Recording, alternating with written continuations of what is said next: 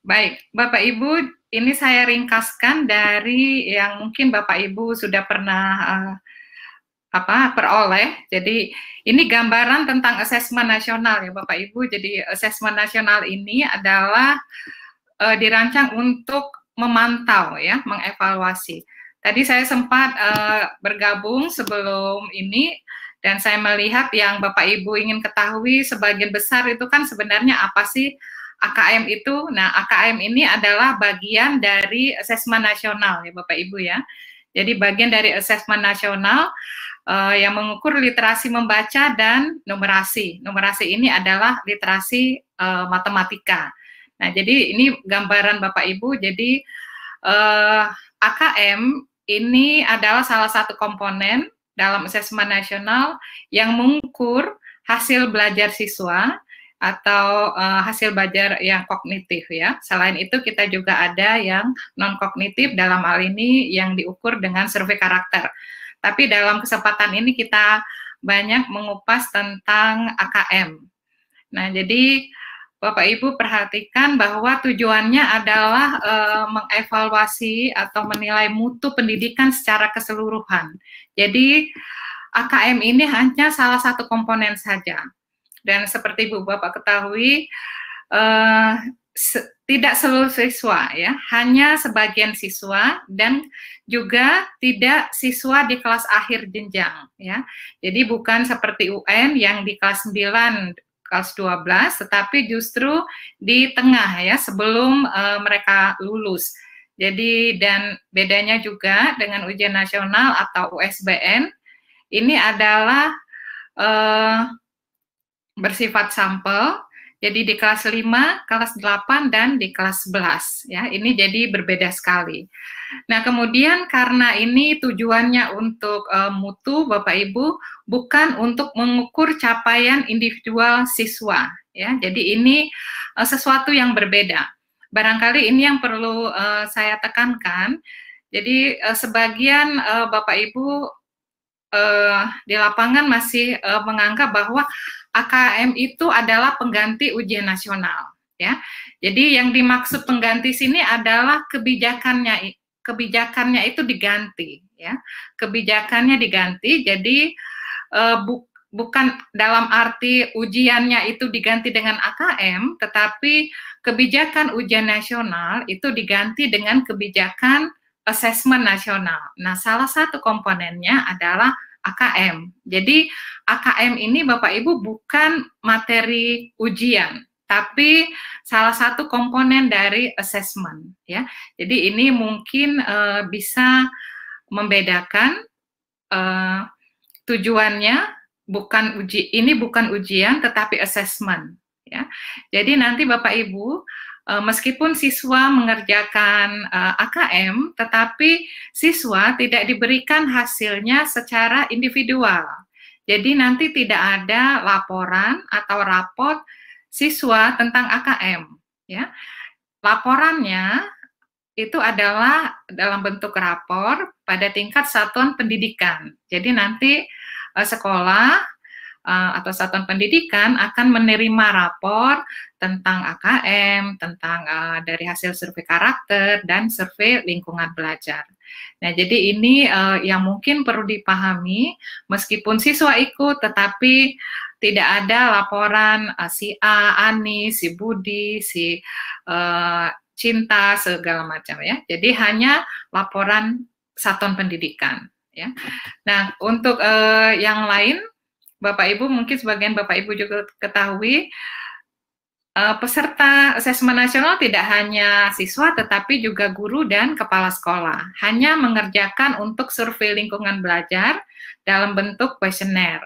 Nah, waktunya nanti tidak dibatasi atau tidak diawasi seperti untuk siswa ketika ujian. Ya, jadi nanti siswa mengerjakan AKM, mengerjakan survei karakter lingkungan belajar dalam situasi seperti ujian, tetapi bukan ujian, ya. Tetapi Bapak Ibu guru dan kepala sekolah dalam waktu yang independen, waktu mandiri, diberikan waktu misalnya 2 atau 4 hari ya. Jadi itu perbedaannya Bapak Ibu. Jadi mungkin ini yang perlu dipahami bahwa ini bukan ujian, jadi tidak ada laporan individual. Kemudian yang sering menjadi pertanyaan, bagaimana dengan kemudian anak-anak di kelas 9, 12, ya, kelas 6. Jadi, untuk penilaian di satuan pendidikan, untuk kelulusan, semuanya diserahkan kepada guru, kepada sekolah. Karena apa? Karena yang paling tahu dan yang dapat melakukan assessment secara komprehensif adalah guru. Ya, jadi yang dilakukan oleh pemerintah itu hanya memotret sesaat. Bapak Ibu gurulah yang mempunyai waktu, yang mempunyai akses, yang mempunyai kapasitas untuk melakukan penilaian secara komprehensif. Itu tujuannya Bapak Ibu ya. Kita lihat slide selanjutnya. Mbak moderator, Mbak Nena, sorry tadi saya lupa, nanti ingatkan saya kalau waktunya sudah habis, karena saya tahu waktunya cuma 10 menit ya, saya tadi lupa hitung ya. Kemudian Bapak Ibu, untuk AKM ini yang sering menjadi pertanyaan itu apa? Jadi terdiri dari komponen literasi membaca dan literasi matematika atau yang disebut dengan numerasi.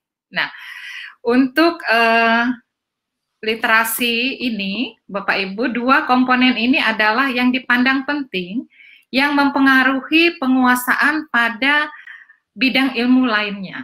Ya, jadi memang asesmen nasional tidak mengukur kompetensi yang berbasis mata pelajaran, ya. Jadi tidak ada misalnya pelajaran khusus bahasa Indonesia, tidak ada pelajaran khusus tentang geografi atau ekonomi atau IPA, tetapi dua kemampuan ini adalah kemampuan yang diperlukan untuk penguasaan kompetensi berikutnya. Mohon maaf, slide sebelumnya bisa ditampilkan dulu, ya. Sorry tadi Mbak moderator, ini saya kok kecil ya. Oke, jadi Bapak Ibu lihat.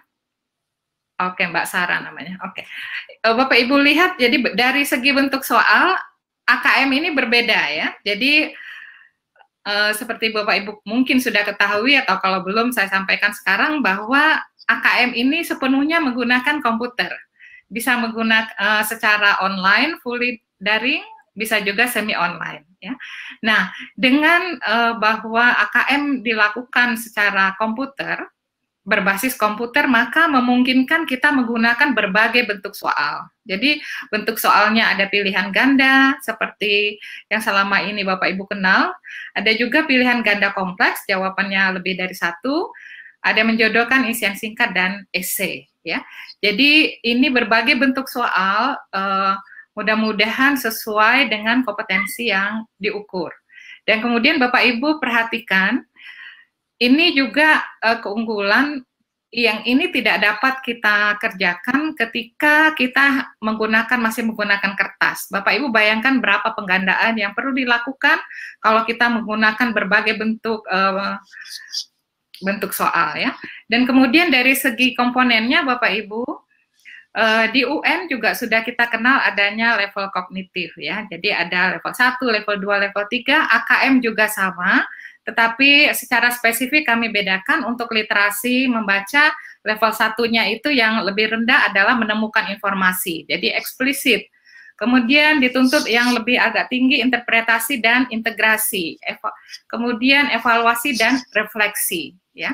Jadi AKM mengukur proses kognitif dari yang rendah sampai yang tinggi. Ya.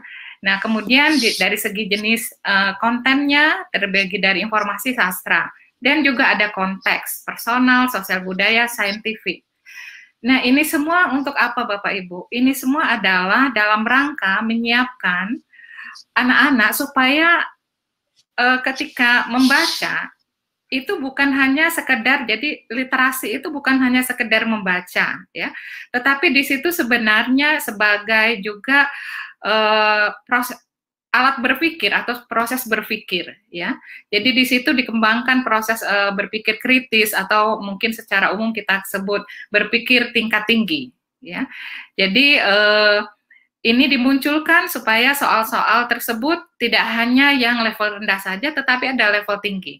Dan mudah-mudahan ini menjadi inspirasi Bapak Ibu di sekolah untuk kalau membuat soal tes tertulis dan kemudian ingin mengukur, berpikir tingkat tinggi, maka gunakan model seperti ini. Tetapi tidak semua kompetensi berbasis mata pelajaran mungkin cocok menggunakan tes tertulis ya. Itu mungkin catatan yang perlu saya highlight. AKM salah satu bentuk assessment untuk mengukur berpikir tingkat tinggi. Jadi mudah-mudahan ini menginspirasi Bapak Ibu di sekolah, dan kemudian ini juga membuat anak-anak menyadari bahwa sebenarnya untuk literasi atau berbagai teks itu ada berbagai banyak jenis ya, dan dalam konteks yang beragam. Ada konteksnya personal, ada isu-isu kemasyarakatan, sosial, budaya, ada juga saintifik. Nah, untuk contoh-contoh soal ini Bapak Ibu bisa lihat di website Pusmenjar Kemdikbud.go.id /AKM. Di situ ada semua contoh-contohnya. Mudah-mudahan ini dapat memberi inspirasi Bapak Ibu dan memberi gambaran ya tentang AKM itu apa sih sebenarnya, kenapa ini kita lakukan ya.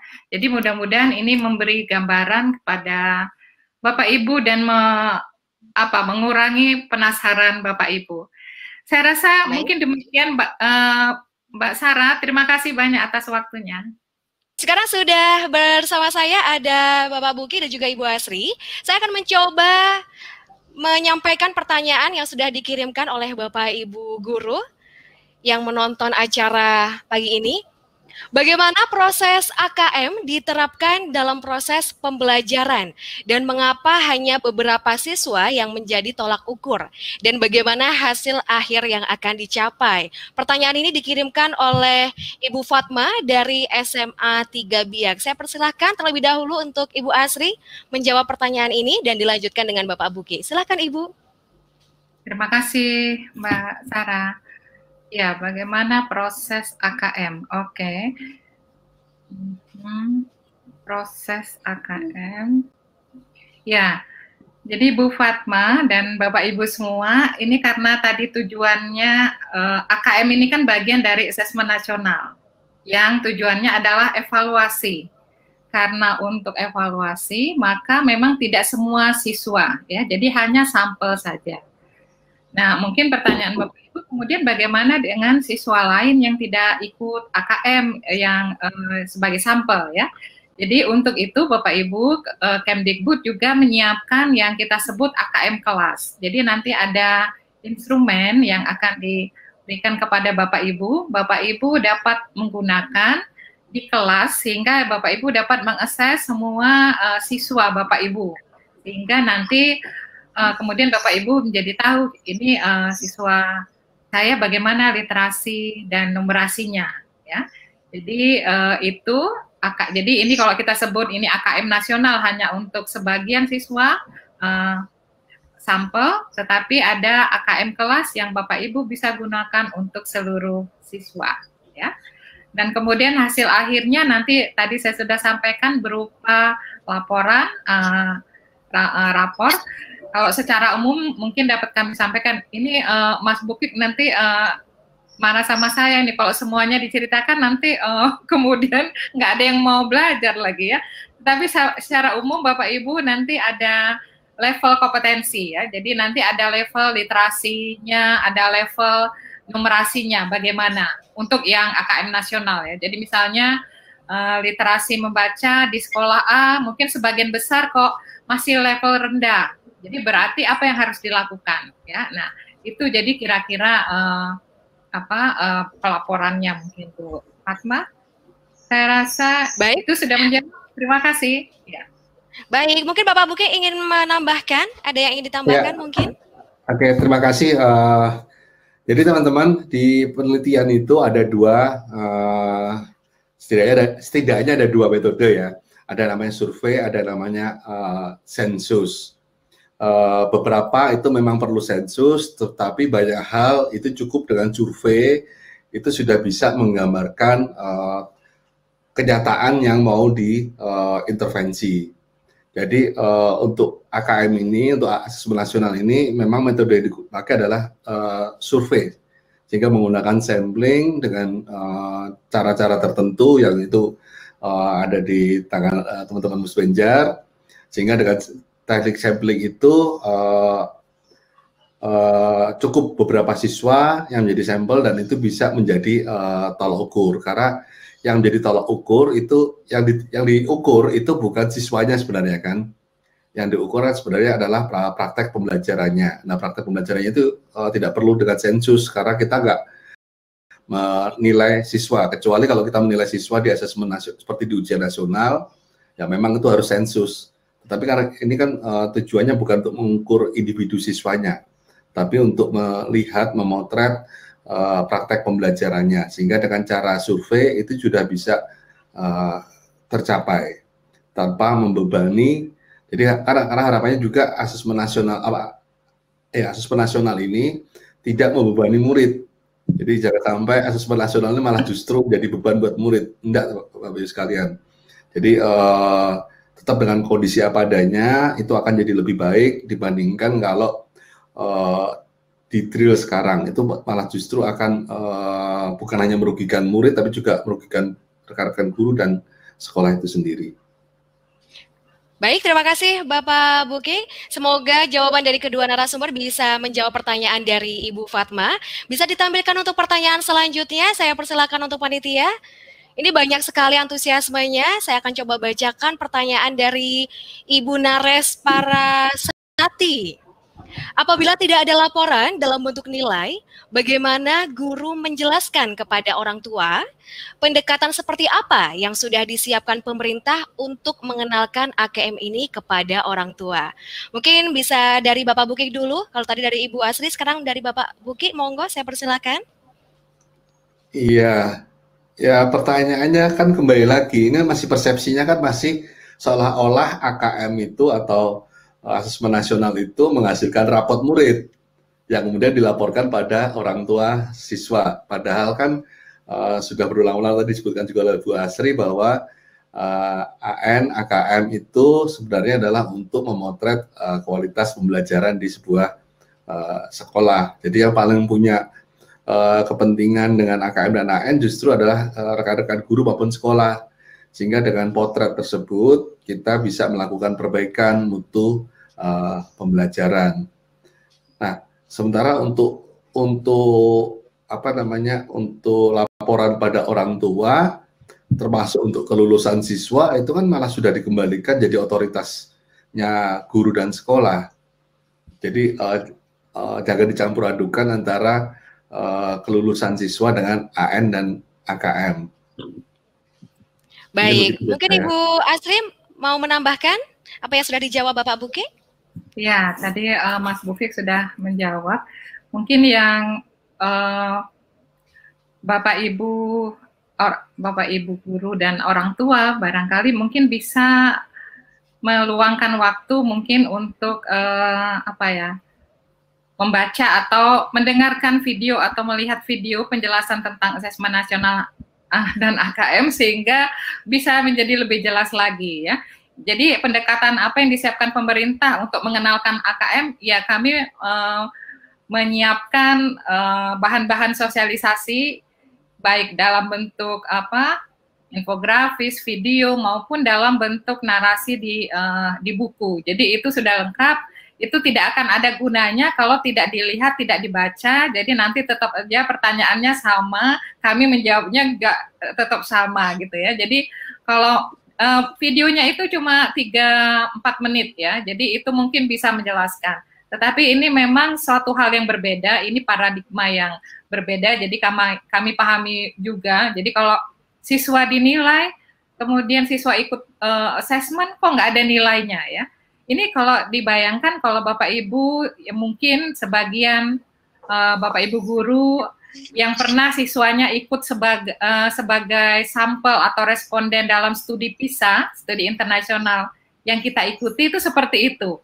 Jadi siswa itu mewakili sekolah, tetapi tidak ada nilainya. Bahkan nilai PISA itu kita tidak punya nilai di tingkat sekolah, kita hanya punya skor di tingkat nasional ya di Indonesia gitu. Jadi demikian pula siswa itu mewakili sekolah, karena itu nanti sampelnya itu ditentukan dengan sampling ya, ditentukan oleh pusat bukan oleh satuan pendidikan. Jadi diharapkan itu mewakili keragaman yang ada di sekolah.